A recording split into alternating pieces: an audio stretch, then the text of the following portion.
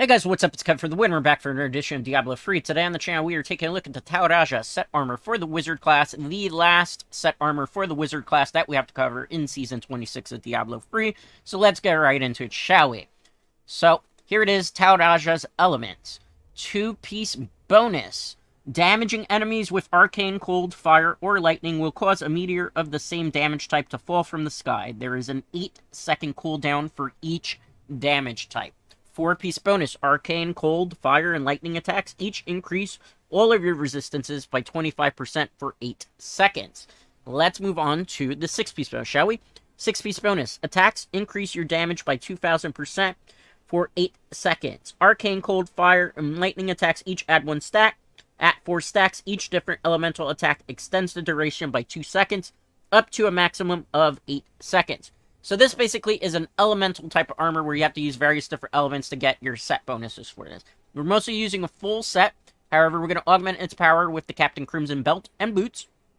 So in case you need a refresher on Captain Crimson, here it is. 2-piece bonus, 6,000 life per second, reduces cooldown on all skills by 20%, reduces all resource costs by 20%. 3-piece damage dealt is increased based on your percent of cooldown reduction. Damage take is reduced based on your percentage of resource cost reduction. We're also going to be using a gold set here on the shoulders and bracers to help.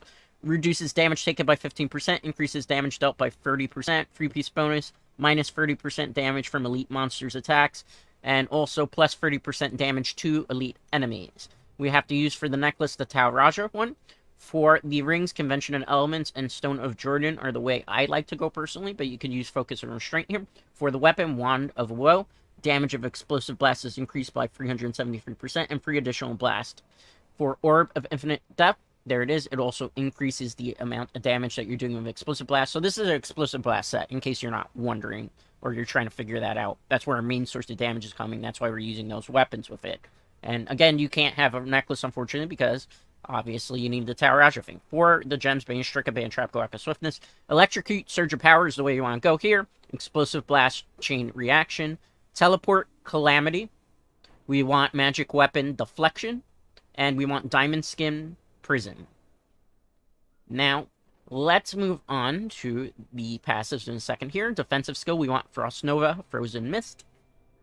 Passives, Illusionist, Surge of Power, Elemental Exposure, and Evocation, and Audacity. Those are the ones you want.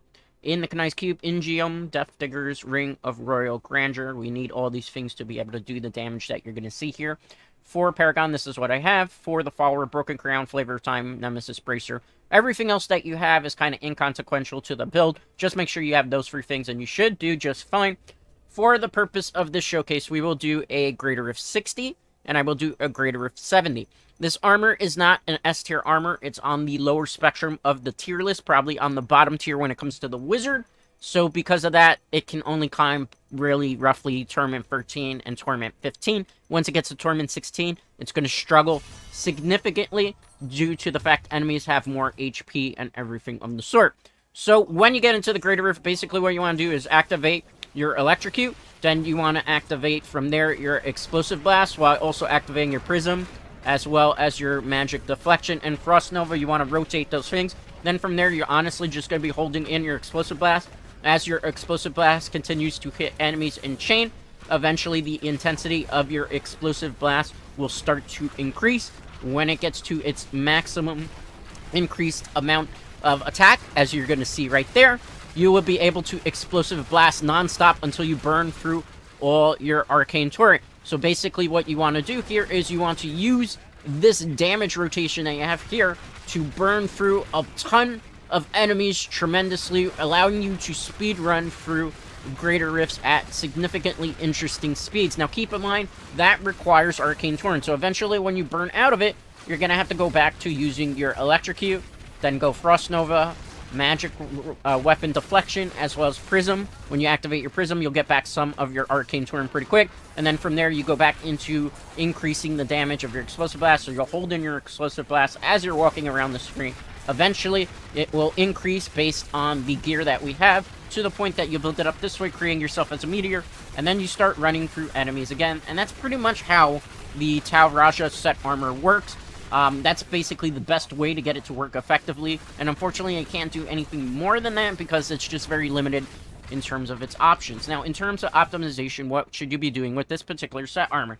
Well, first and foremost, because you are running Captain Crimson, it is definitely in your benefit to get resource cost reduction wherever you can to 8.0% or higher.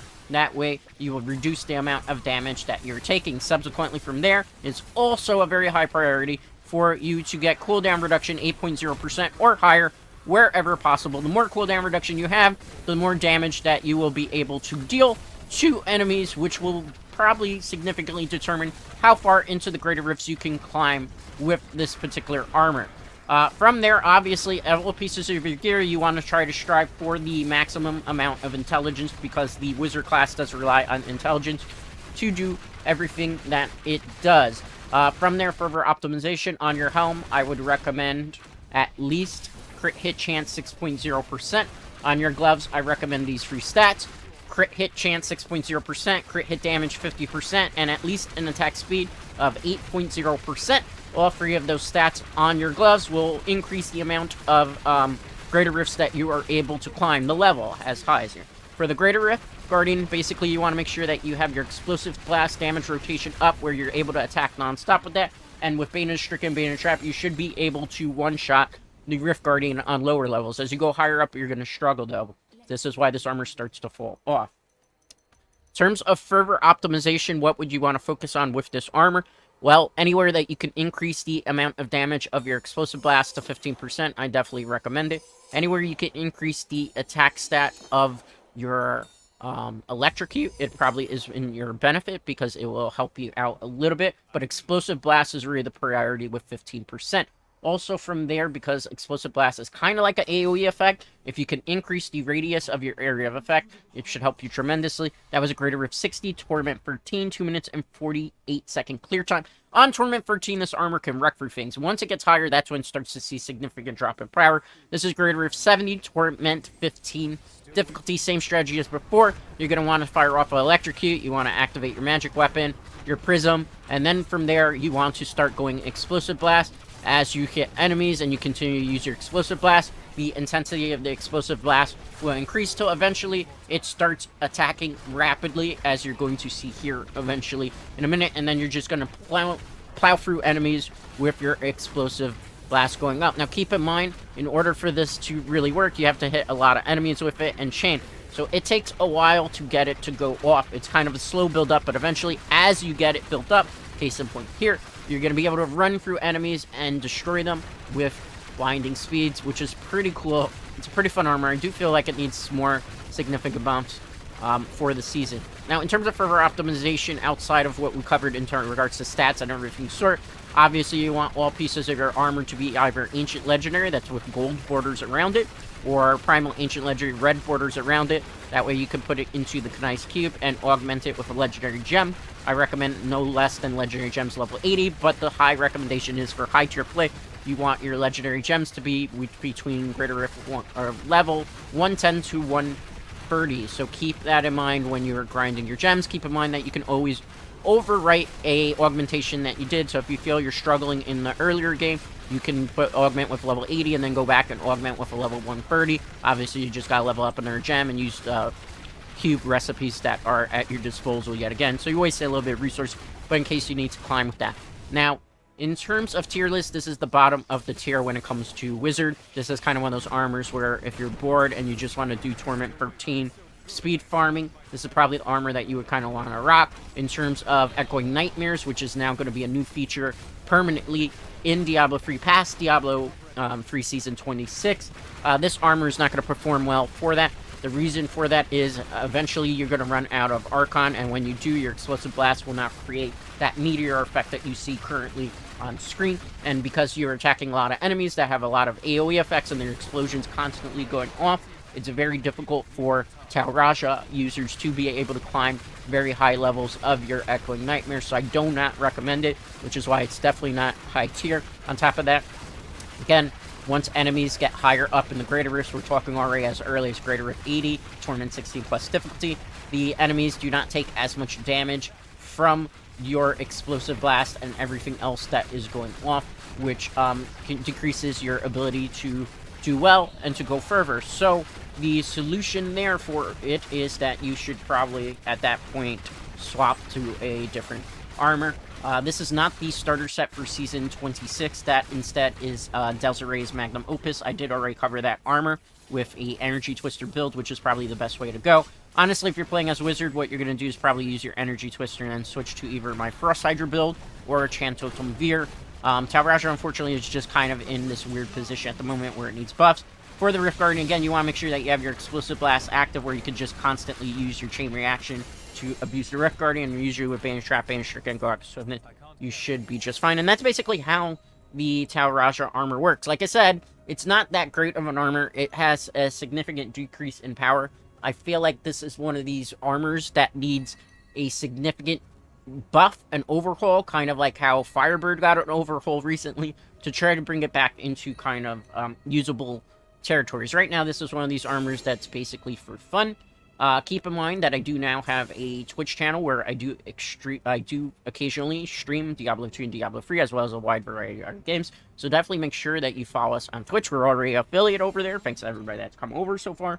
So definitely check us out on our Twitch channel, twitch.tv/DreadscapeGaming. The next armor that we will be covering is the Roland Legacy armor for the Crusader class, which is going to be a sweeping wind build. Mostly now, because we've covered all the major armors in Diablo 3 for Season 26 that you'd want to use, we're looking at the lesser-known bottom-tier armors to see if we can make them viable or at least usable in the lower Torment areas. So let's see what we got here. This should be Torment 70, or level 70, Torment 15 difficulty, 3 minutes and 17-second clear time. Further optimization, you probably would be able to get this to Greater Rift 120, but no higher than that. That's going to do it for today's Diablo 3 video. As always, a like on this video is greatly appreciated. If you're not already subscribed to the channel, definitely consider doing so, as it helps the channel grow, and I will see you for the next Diablo 3 video. And don't forget to subscribe to us on Twitch TV /DreadscapeGaming, as well as here on YouTube. Till next time, guys.